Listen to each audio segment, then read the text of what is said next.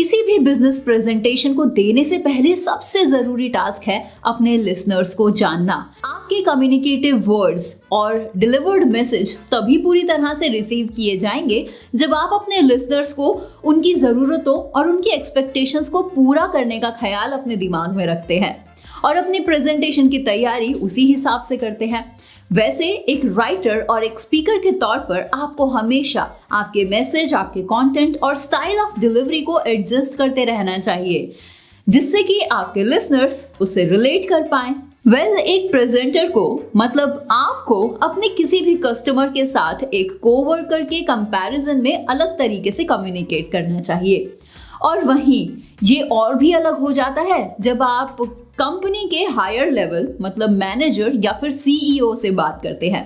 तो हर एक केस में आपका कंटेंट, टोन, वर्ड चॉइसेस, आपकी ग्रामर और ओवरऑल स्टाइल जो कि फॉर्मल, इनफॉर्मल या सेमी फॉर्मल हो सकता है, ऑडियंस के अकॉर्डिंग बदल जाता है। पब्लिकली स्पीच डिलीवर करनी हो या फिर किसी से one on one effective communication या फिर कॉन्वर्जेशन करनी हो, तो अभी तक हमने जितनी भी वीडियोस बनाई हैं इस पब्लिक स्पीकिंग सीरीज में, उनसे आपको जरूर हेल्प मिलने वाली है इफेक्टिव कम्युनिकेशन एस्टैब्लिश करने में। सो मेक श्योर कि आपने सभी वीडियोस को जरूर देखा हो। अगर किसी वजह से आप प्रीवियसली अपलोडेड वीडियोस को नहीं देख पाए हैं तो डिस्क्रिप्शन बॉक्स में दिए गए लिंक से आप कंप्लीट प्लेलिस्ट को विजिट कर सकते हैं। And if in depth knowledge आपको चाहिए और एडवांस टूल्स को आप एक्सेस करना चाहते हैं तो आप खुद को master the art of public speaking की वीडियो ट्रेनिंग में भी एनरोल कर सकते हैं डिस्क्रिप्शन बॉक्स में दिए गए इस लिंक से। और अगर आप खुद को ज्यादा कंफर्टेबल समझते हैं हिंदी लैंग्वेज के बजाय इंग्लिश लैंग्वेज के साथ, तो आप टेगोनिटी एकेडमी चैनल पे पब्लिक स्पीकिंग सीरीज की सभी वीडियोस को एक्सेस कर सकते हैं। उसका लिंक भी आपके लिए इस वीडियो के डिस्क्रिप्शन बॉक्स में अवेलेबल है। तो चलिए अब वीडियो में आगे बढ़ते हैं। आपके लिसनर्स के लिए सबसे अप्रोप्रिएट मैसेज को डिलीवर करने के तरीके के बारे में जानने में काफी स्किल्स और कंसिडरेशंस की जरूरत होती है। हालांकि अपनी ऑडियंस के बारे में जान लेने से आपको काफी हेल्प मिल सकती है एक इफेक्टिव बिजनेस प्रेजेंटेशन डिलीवर करने में। वो कैसे? क्योंकि जब आप लोगों को जानेंगे तभी तो आप उनके हिसाब से बात कर पाएंगे। जब आप अपने ऑडियंस के बारे में जानना चाहते हैं तो अपने ऑर्गेनाइजर से आपको कुछ ये सवाल पूछने चाहिए, जैसे कि मेन ऑडियंस आपकी कितनी बड़ी है, क्या वो 1 से 2 लोग हैं या फिर कोई छोटा ग्रुप है या फिर बहुत ज्यादा लोग हैं, आम जनता है। प्राइमरी और सेकेंडरी ऑडियंस कौन है आपकी। ऑडियंस का ऑर्गेनाइजेशन के साथ पर्सनल और प्रोफेशनल रिलेशनशिप क्या है। क्या ऑडियंस पहले से ही टॉपिक या आप जो मैसेज देना चाहते हैं उसके बारे में जानते हैं, अगर हाँ तो कितना जानते हैं। एंड लास्टली ऑडियंस की डेमोग्राफिक इंफॉर्मेशन क्या है, मतलब उनकी एज, जेंडर, कल्चरल बैकग्राउंड, वो कहाँ से बिलोंग करते हैं, एजुकेशन लेवल क्या है और उनके बिलीव्स क्या हैं। तो जब आप अपनी ऑडियंस को जानते हैं तो आप ये इंश्योर कर सकते हैं कि आप जो भी प्रेजेंटेशन देने वाले हैं, फिर चाहे वो कुछ सेल करना हो या फिर कोई इंफॉर्मेशन देनी हो, तो वो ज्यादा सिक्योर तरीके से आप प्रेजेंट कर पाते हैं और एज अ रिजल्ट आप अपनी कॉन्वर्जेशन को बूस्ट दे सकते हैं और कस्टमर लॉयल्टी भी इससे इंप्रूव होती है और आपका कस्टमर रिटेंशन रेट भी बढ़ जाता है। तो इस वीडियो में आप अपने ऑडियंस को जानने की इंपॉर्टेंस के बारे में जानेंगे, बिकॉज जो क्वेश्चंस आप अपने ऑर्गेनाइजर से पूछेंगे उनसे आपको कैसे हेल्प मिलेगी आप जानेंगे और इवेंचुअली आपकी लीड्स भी बहुत ज्यादा बदल जाएंगी, क्योंकि इससे आपकी लीड्स एक्चुअली आपके पेइंग कस्टमर्स में बदल जाती है। So the first one is knowing the profile of your audience. जब आप किसी एक इंडिविजुअल, ग्रुप ऑफ पीपल या फिर जनरल पब्लिक को एड्रेस कर रहे होते हैं तो तीनों के लिए ही आपको एक डिफरेंट राइटिंग स्टाइल की जरूरत होती है। फॉर एग्जाम्पल, जब आप किसी एक इंसान को एड्रेस कर रहे होते हैं तो आप उन्हें उनके नाम से ग्रीट कर सकते हैं प्रेजेंटेशन की स्टार्टिंग में। हालांकि जब आप एक लार्जर ग्रुप को एड्रेस कर रहे होते हैं तो आप अलग ही तरीके से और जनरल एक्सेसिबल लैंग्वेज को यूज करते हैं, जो कि सही भी है। अपने लिसनर्स के साथ इफेक्टिवली कम्युनिकेट करने के लिए आपको इजी और फैमिलियर वर्ड्स का यूज करना चाहिए। ये ऐसे वर्ड्स होने चाहिए जो आप अपनी रूटीन लाइफ में यूज करते हैं, क्योंकि इससे आपकी ऑडियंस को आपसे रिलेट करने में आसानी होती है। लोग आपको समझ पाते हैं बहुत आसानी से। लेकिन वहीं अगर आप अपनी प्रेजेंटेशन में कुछ डिफिकल्ट और कॉम्प्लेक्स वर्ड्स और कॉन्सेप्ट्स को यूज करने के बारे में अगर सोच रहे हैं तो आपके लिए बेहतर होगा कि आप इन्हें समझाने की कोशिश करें कुछ एग्जाम्पल्स देकर। लेकिन वहीं अगर आपकी ऑडियंस एक दो लोग या एक ग्रुप नहीं है और आप बहुत बड़ी लार्ज ऑडियंस के लिए लिख रहे हैं, उनको संबोधित आपको करना है, तो आपको अपनी लैंग्वेज को जेंडर, एथेंटिसिटी, एज, एबिलिटी और ओरिएंटेशन से दूर रखना चाहिए। इट शुड बी अनबायस्ड, मतलब आपको किसी के साथ भेदभाव नहीं करना है। एज अ कम्युनिकेटर आपको सभी को एक नजर से ही देखना है। नाउ ऑन सेकेंड पॉइंट, जानते हैं कि आप कैसे पहचान सकते हैं अपनी प्राइमरी और सेकेंडरी ऑडियंस के बारे में। आपकी प्राइमरी ऑडियंस वो लोग या फिर वो ग्रुप होता है जिसके लिए मैसेज आप बना रहे हैं, means intended receiver of the message. आपकी प्राइमरी ऑडियंस डिसीजन मेकर होते हैं जो मैसेज कैसा है और कैसा नहीं है उसके रिजल्ट पर एक्ट करते हैं। और आपकी सेकेंडरी ऑडियंस को दो कैटेगरी में डिवाइड किया जाता है। पहला वो जो डिसीजन लेने के लिए प्राइमरी ऑडियंस को इन्फ्लुएंस करते हैं, और सेकेंड कैटेगरी है वो जो प्राइमरी ऑडियंस के डिसीजन से इफेक्ट होते हैं। इसीलिए किसी भी मैसेज के लिए आपको हमेशा अपनी सेकेंडरी ऑडियंस को ही कंसिडर करना चाहिए, याद रखिएगा। Now come to the third point, that is know your audience and their position. जिस तरह आप जॉब इंटरव्यू या किसी शादी में जाने के लिए या फिर कोई और इंपॉर्टेंट इवेंट के लिए सबसे बेस्ट अटायर कैरी करते हैं ना, बिल्कुल इसी तरह आपको अपनी लैंग्वेज की फॉर्मेलिटी पर भी ध्यान रखना होता है, क्योंकि जिनसे भी आप बात करने जा रहे हैं वो भी आपके लिए उतनी ही इंपॉर्टेंस रखने वाले हैं।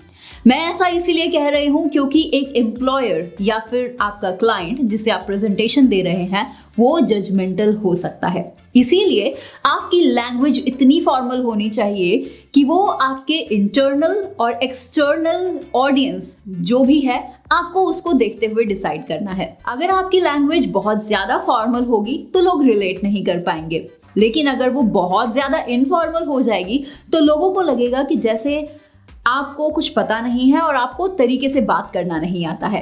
अगर बिजनेस कम्युनिकेशंस की बात करें तो यहाँ 3 लेवल्स होते हैं फॉर्मेलिटी के, जिन तरह से आप मैसेजेस डिलीवर कर सकते हैं: इनफॉर्मल, सेमी फॉर्मल और फॉर्मल।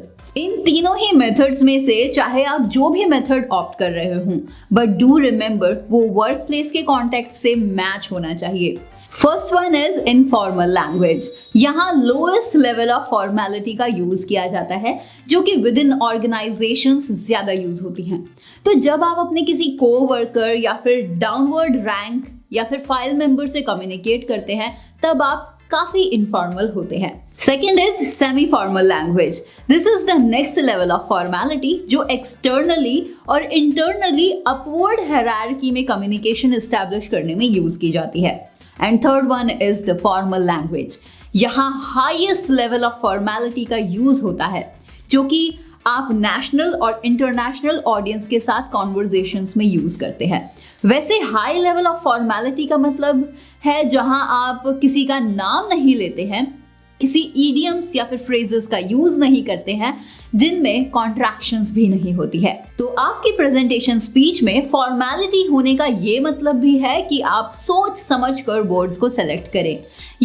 वर्ड के सिलेक्शन को डिक्शन कहा जाता है, DICTION, मतलब सोच समझ के डिक्शनरी से वर्ड्स को निकाल के और कुछ ऐसे वर्ड्स का इस्तेमाल करना। इसे कुछ ऐसे समझिए जैसे कि जब आप अपने किसी कोवर्कर से बात करते हैं तो उस समय आप जिन शब्दों का इस्तेमाल करते हैं आप उन शब्दों का इस्तेमाल उस समय नहीं कर सकते जब आप अपने किसी मैनेजर या कस्टमर को एड्रेस करते हुए उनसे बात कर रहे होते हैं। समझ पाए ना आप डिफरेंस? जैसे आप इनफॉर्मल कम्युनिकेशन में डील वर्ड को एज अ स्लैंग के तौर पर यूज करते हैं, जबकि ये सेमी फॉर्मल कम्युनिकेशन के अंदर हैंडल बन जाता है।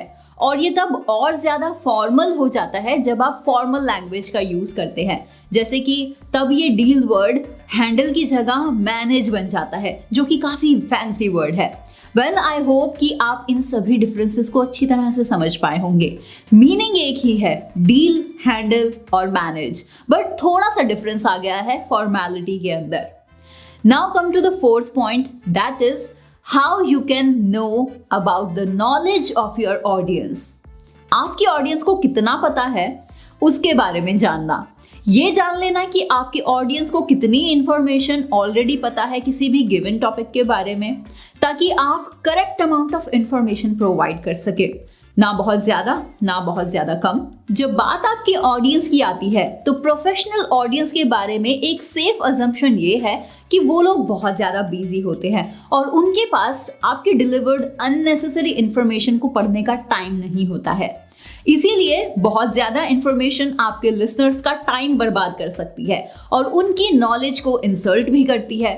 और एज अ ऑरेटर मतलब एज अ स्पीकर इससे आपका भी टाइम वेस्ट होता है। लेकिन वहीं इसके बिल्कुल अपोजिट बहुत कम इंफॉर्मेशन डिलीवर करना भी ये दिखा सकता है आपकी ऑडियंस को कि आपकी ऑडियंस की नॉलेज आपसे ज्यादा है, जहां आप अपनी क्रेडिबिलिटी लूज कर देते हैं। तो आपके किसी भी मैसेज में इंपॉर्टेंट इंफॉर्मेशन की कमी से आपकी ऑडियंस को आपकी प्रेजेंटेशन टाइम वेस्टर लगने लगती है, जो कि बिल्कुल भी ठीक नहीं है, क्योंकि इससे आपकी सेल्फ इमेज खराब होती है। तो हमेशा याद रखें कि आपकी प्रेजेंटेशन का मोटिव रिसीवर तक इंफॉर्मेशन को वैसे ही डिलीवर करना है जैसा कि आप चाहते हैं, ऑडियंस की नॉलेज को जानते हुए। और इसीलिए अपनी ऑडियंस की नॉलेज के बारे में जान लेना आपके इस गोल को पूरा करने में आपकी हेल्प करेगा। Now come to the fifth point and lastly, जो कि है अपनी ऑडियंस के डेमोग्राफिक इंफॉर्मेशन के बारे में जानें, जैसे कि उनकी age, gender, cultural background, education level, उनके बिलीव्स क्या हैं, वगैरह वगैरह। पिछले सब टॉपिक्स में हमने आपके ऑडियंस के नॉलेज के बारे में जाना था कि उनको कितनी नॉलेज है किसी भी गिवन टॉपिक के अंदर, और ये उनकी एजुकेशन के जनरल लेवल के बारे में ज्यादा बताता है। लेकिन इसी के साथ साथ उनकी एज क्या है, जेंडर, रिलीजन, कितना कमाते हैं, उनकी इनकम, कहाँ रहते हैं, उनकी लोकेशंस, इन सभी चीज़ों के बारे में जान लेने से भी आपको काफ़ी हद तक हेल्प मिलती है। ये इंफॉर्मेशन ऐसी है जो कि क्वांटिफिएबल है, जो कि काउंटेबल है और ये मेजरेबल भी है। आप इसे लिख सकते हैं, लोगों के बारे में अच्छे तरीके से लिस्ट बना सकते हैं। आपका प्रोफेशन क्या है उस पर बेस्ड आपको डिफरेंट एज ग्रुप की ऑडियंस को एंटरटेन करना होता है। डिफरेंट लेवल्स होते हैं इसमें, जैसे कि एलिमेंट्री स्कूल चिल्ड्रन से लेकर बुजुर्गों तक। तो इसीलिए ऑडियंस की डेमोग्राफिक डेटा को जान लेना आपके लिए बहुत ज्यादा हेल्पफुल रहता है, क्योंकि इससे आप लोगों को समझ पाते हैं। हर एक एज ग्रुप में लोगों की सोच डिफरेंट होती है, जिसे समझते हुए आप अपनी प्रेजेंटेशन, अपनी स्पीच को उसी तरीके से बना सकते हैं, उसी तरीके से ढाल सकते हैं। लेकिन इससे आपको उनके लिए अपने दिमाग में कोई स्टीरियोटाइप सोच नहीं बनानी है। इस बात का भी ध्यान रखिए। लोग बहुत ज्यादा कॉम्प्लिकेटेड होते हैं। कई बार ऐसा भी होता है कि जैसा आप सोच रहे हैं लोग वैसे नहीं होते। इसीलिए आपकी ऑडियंस के प्रति आपका रिस्पेक्टफुल बिहेवियर ही एक इफेक्टिव कम्युनिकेशन टूल की तरह काम करता है। और बस इतना ही। ये सभी टिप्स आपकी ऑडियंस को अच्छी तरह से जानने में आपकी मदद कर सकते हैं। तो अपनी प्रेजेंटेशन देने से पहले इन सभी इंफॉर्मेशंस के बारे में आपको अपने ऑर्गेनाइजर से बात करनी चाहिए और इन सभी चीज़ों के बारे में पूछना चाहिए। तो हमारे नेक्स्ट 13th एपिसोड में पब्लिक स्पीकिंग सीरीज के हम बात करेंगे कि आपको क्या करना चाहिए तब जब चीज़ें वैसी ना जा रही हों जैसा आपने प्लान किया हो।